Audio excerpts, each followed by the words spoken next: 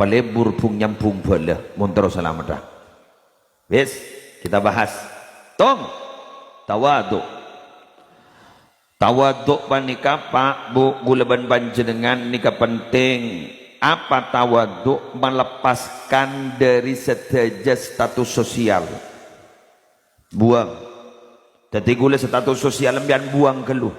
Mak le bisa bergaul ban orang lain. Mun la bisa bergaul ban orang lain, abaan ampun tak masa lebih tengki ban orang lain nika hebat. Karena sekadang berarabu abak nika nyaba abak tengki keluh.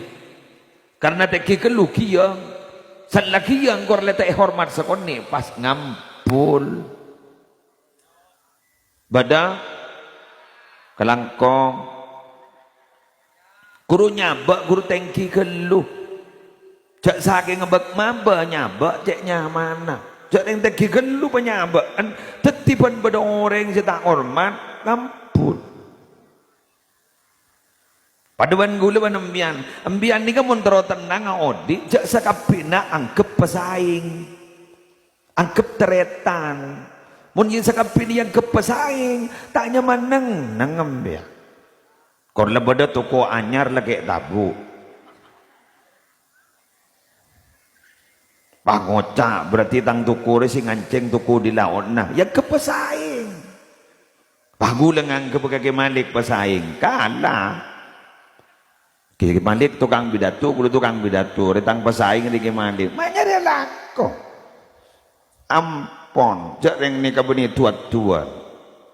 Dia jangan ke pesaing, ngangkep teretan. Dak remah gulaban sambian si aja wapa waman ikhwanuk aku laku. Tore?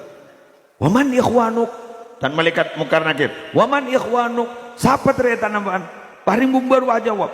Al-mu'minun wal muslimun ikhwani. Pada bu malaikat mungkar nakir. Lopot.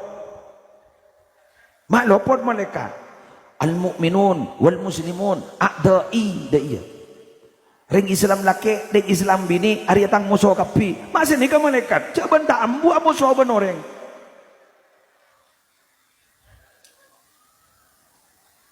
isa ko langsung bercaca ki malaikat ring beda catat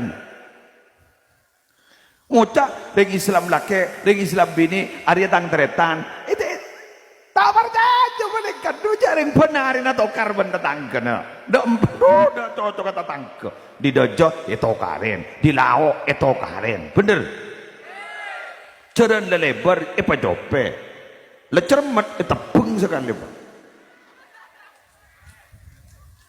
dari masa aja wabah guluban mian waman ikhwanuka al mu'minun wal muslimun ikhwani dari masa aja wabah sedika mun lakon ingane